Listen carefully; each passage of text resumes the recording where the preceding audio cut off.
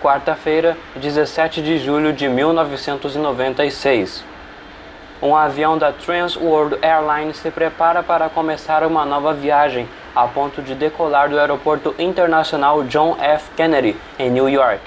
Ele fará o voo TWA-800, que tem como destino final o Aeroporto Leonardo da Vinci, em Roma, fazendo antes uma escala em Paris. A aeronave é um Boeing 747-100, de prefixo November 93119, que até essa data já tinha completado 16.869 viagens e mais de 93.000 horas de voo. Ainda no dia 17, o avião também havia feito um voo de Athens até New York mais cedo. Ambos os pilotos são extremamente experientes voando com a TWA. No comando está o capitão Rolf Kevorkian e o segundo oficial chama-se Steven Snyder. Junto a eles também estão os engenheiros de voo Richard Campbell, outro veterano na companhia, e Oliver Quick, o único novato da tripulação, que está sendo treinado no voo 800. A bordo do 747 também estão 212 passageiros e outros 14 membros da tripulação. A partida estava marcada para as 19 horas, no entanto, ela foi postergada por causa de uma peça desativada de equipamento de solo, mas principalmente por uma divergência entre malas e passageiros. O sistema da TWA constatava que uma bagagem tinha sido colocada no avião sem o seu dono estar a bordo do mesmo, algo que é proibido nos voos comerciais. Em 1988, por exemplo, o voo Pan Am 103 foi derrubado em pleno voo por conta de um explosivo instalado em uma mala a bordo. Quem instalou a bomba foi o agente de inteligência líbio Abdelbasset Al-Megrahi, que não estava dentro da aeronave quando ela caiu e matou 270 pessoas. Devido a esse e outros eventos anteriores, as normas da aviação começaram a ser mais rígidas para verificar se todas as malas a bordo estavam com seus passageiros associados. Às 20 horas e 2 minutos, foi confirmado que o dono da mala supostamente perdida estava a bordo o tempo todo e assim o 747 poderia começar o voo. Nessa espera de mais de uma hora, o aparelho de ar-condicionado do avião estava fazendo o duro trabalho de manter os passageiros frescos em uma tarde calorosa do verão estadunidense. TWA-800 autorizado para decolar, pista 22 direita.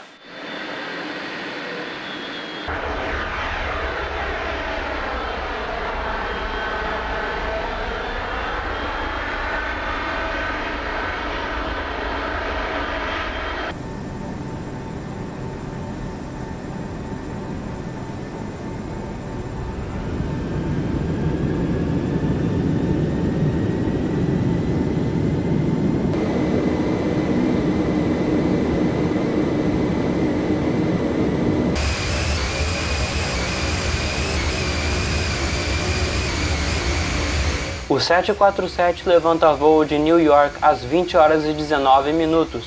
Enquanto o avião faz uma curva à esquerda em direção a Long Island, o controle de tráfego aéreo também instrui os pilotos a mudarem a sua altitude várias vezes, algo rotineiro nos estágios iniciais da decolagem em JFK.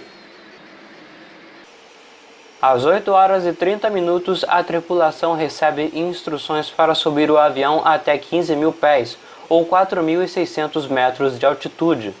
Após isso, no entanto, algo fora do padrão acontece. A torre de controle perde completamente os contatos com o 747, que também some do radar. Alguns segundos depois da perda das comunicações, o capitão de um voo da Eastwind Airlines faz um relato ao controle de área de Boston que eles haviam acabado de ver uma explosão à sua frente, a aproximadamente 16.000 pés ou algo parecido, e que algo tinha caído na água. Subsequentemente, várias unidades de controle de tráfego aéreo nas regiões de New York e Long Island receberam o mesmo relato de outros aviões na área.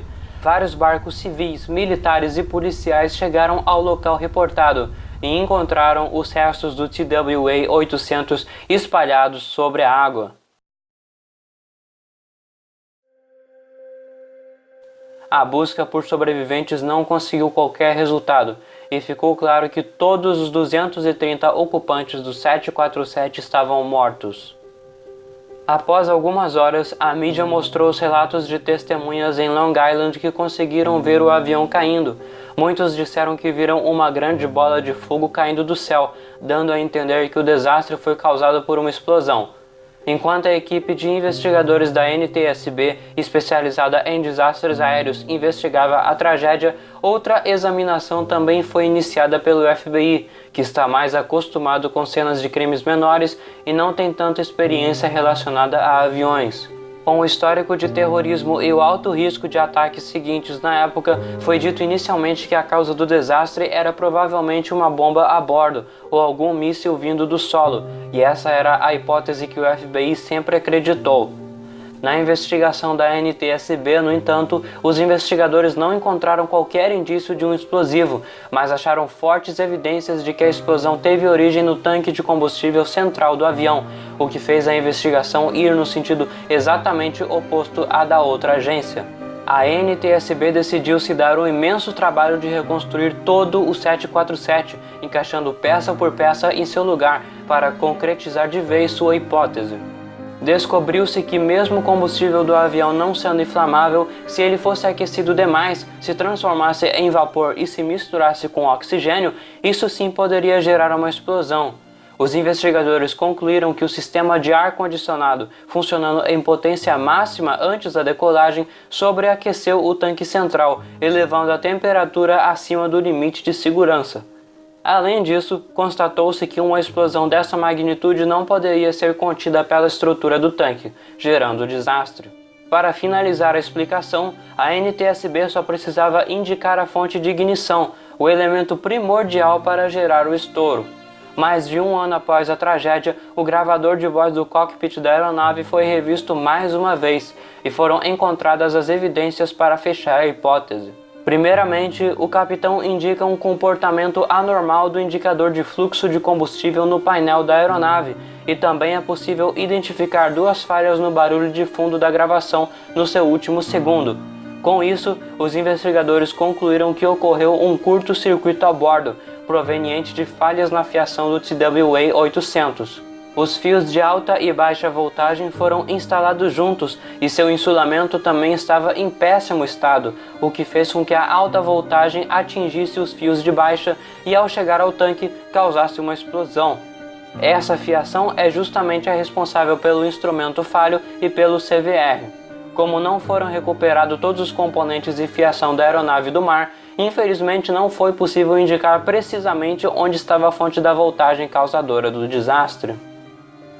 No final, a explicação científica da NTSB foi aceita pelo FBI, que retirou completamente a possibilidade de uma bomba ou míssil. Até os dias atuais, no entanto, ainda são mantidas muitas teorias da conspiração como causas da tragédia.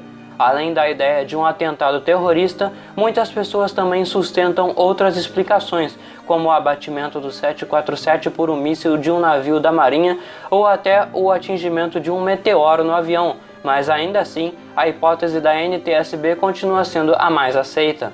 Após mais de 4 anos de investigação, o relatório final do acidente finalmente foi divulgado, e ele recomendou principalmente que todos os Boeing 747s passassem por revisões para reparar possíveis falhas no seu sistema de fiação.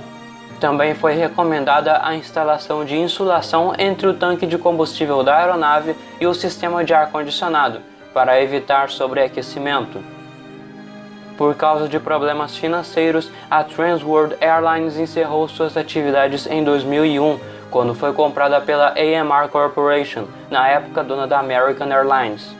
Em 2004, foi construído um memorial internacional para relembrar as vítimas da tragédia em Long Island, a aproximadamente 23 km do local onde o 747 atingiu o mar.